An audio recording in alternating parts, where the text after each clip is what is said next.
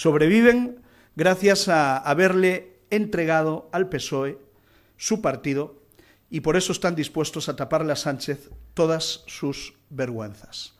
Nadie puede contar ya con el PNV para apretar lo más mínimo al gobierno de España, ni en política exterior, ni en política interior, ni siquiera en lo que afecta a casos graves de corrupción. El PNV no levanta la voz ni una sola vez sobre los casos que acorralan al gobierno, ni sobre el entorno familiar de Sánchez, ni sobre las mordidas del caso Koldo. Es cómplice de la estrategia de ocultación del Partido Socialista. A eso han llevado al PNV. Hay que preguntarse si ese pacto ético que pretende proponer ahora el PNV en Euskadi es en realidad un pacto de silencio con el Partido Socialista para taparse mutuamente sus vergüenzas. El PP va a seguir descubriendo las vergüenzas de Sánchez, el PP va a seguir descubriendo las vergüenzas del gobierno que tenemos, y solo gracias a nuestra solicitud en el Senado hemos conseguido que el ministro Puente entregase por fin la famosa auditoría que había prometido sobre el caso Koldo. Y lo que esa auditoría revela exige explicaciones mucho más profundas de las que hemos tenido hasta el momento. De momento hemos visto cómo el fango y el no hay caso que decía Pedro Sánchez se ha convertido ya en el cese de 2 altos cargos del Ministerio de Transportes por falta de confianza hacia ellos, ha dicho el señor Óscar Puente. La auditoría del ministro Puente demuestra que sí hay caso, sí hay caso. Si no, no se entendería los ceses. Sabemos que su único objetivo es intentar levantar un cortafuegos alrededor del presidente del gobierno y centrar la atención en el exministro José Luis Ábalos y echarle a él toda la culpa de lo que ha pasado en el caso de las mascarillas. La verdad es que es curioso que Sánchez pretenda ahora señalar como un corrupto a una persona, precisamente a una persona que es la que presentó en el Congreso la moción de censura contra la corrupción, decían ellos, y que le hizo presidente del gobierno de España. Que pretenda cargarle el muerto a la persona que fue su mano derecha en el partido y también en el gobierno, que fue su mano derecha en el control del Partido Socialista, en la negociación de su investidura y en la relación del partido y su gobierno. Pero además de ser una estrategia mezquina, tenemos que decirle que ni siquiera cuela.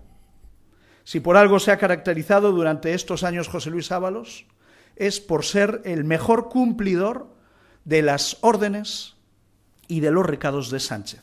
Por lo tanto, si el gobierno pretende, con la auditoría que ha encargado Óscar Puente, señalar únicamente la responsabilidad de Ábalos, tenemos que decirle que no cuela. Si el gobierno pretende que la auditoría señale a Ábalos, tenemos que decirles que esa auditoría está señalando también a Sánchez. Los inspectores del Ministerio detectan varias decisiones que, dice el informe, no fueron justificadas por los servicios jurídicos y administrativos del Ministerio.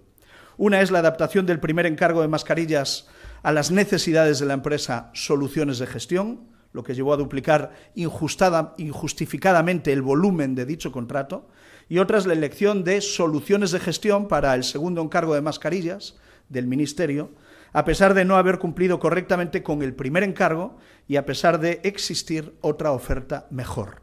Lo dice la auditoría. En ambos casos, el informe asegura que la indicación provino directamente del gabinete del ministro, sin participación de los equipos técnicos, lo dice la auditoría. Por lo tanto, se constata que la indicación vino cuando menos de Ábalos, pero lo que no se aclara es que si esa indicación nació en Ábalos o si fue recibida desde una instancia superior a Ábalos. El presidente del gobierno tiene que aclarar si Ábalos estaba, como siempre, cumpliendo sus órdenes o si fue la primera y única iniciativa propia de su vida política. Yo me temo, todos nos tememos, que fue lo primero. Porque otra cosa que deja claro el documento es que había una persona ajena al ministerio que recibía copias de todos los correos electrónicos, que accedía habitualmente a la sede del ministerio, que estaba presente en las llamadas telefónicas y que negociaba estos contratos en nombre del ministro.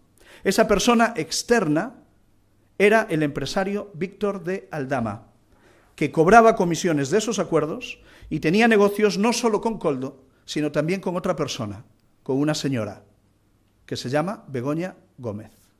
Por lo tanto, es muy difícil pensar que Ábalos y Aldama, los socios respectivos de Pedro Sánchez y de Begoña Gómez, tramasen esto en solitario. El gobierno intentó primero cerrar este caso en Koldo García, pretendiendo convertirlo en el cerebro de esa trama.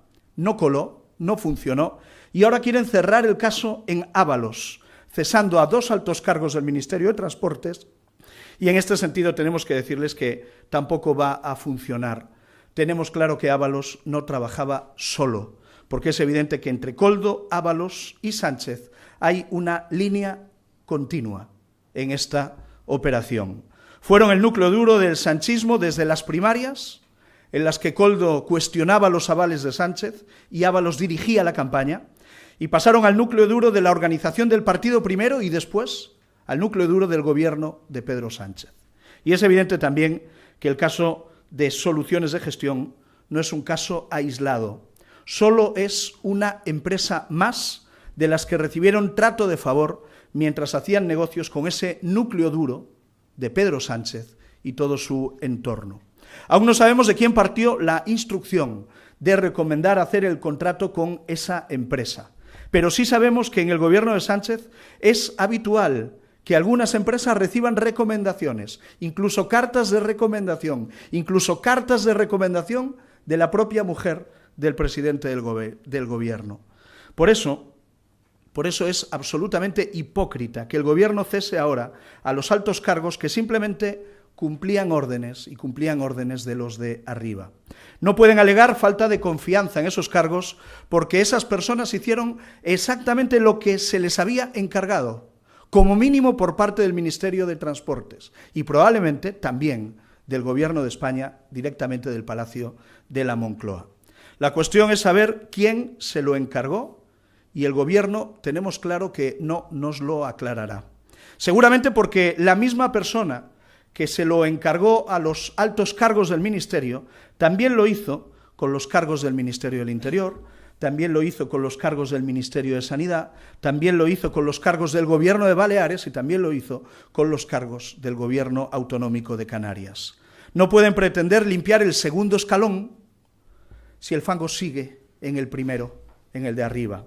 Alguien daba las órdenes que cumplieron tanto Ábalos como sus altos cargos, como Marlaska, como Armengol o como Ángel Víctor Torres. Este gobierno no se limpiará perdiendo la confianza en los subordinados obedientes. Este gobierno no se limpiará cesando a 2 altos cargos del Ministerio de Transportes. Solo se limpiará si los subordinados se dan cuenta de que es el que está arriba el que no merece ni confianza ni la obediencia que le tuvieron. Ahora parece que Ábalos ya se ha dado cuenta de que su antiguo jefe no es una persona de fiar, que lo está utilizando como cortafuegos, echándole toda la culpa de un caso de corrupción que nosotros estamos convencidos tiene una mayor implicación desde arriba. Esperamos que se lo explique al PNV, que parece que mantiene más la disciplina de voto con el Partido Socialista que el exsecretario de organización del Partido Socialista, el señor José Luis Ábalos.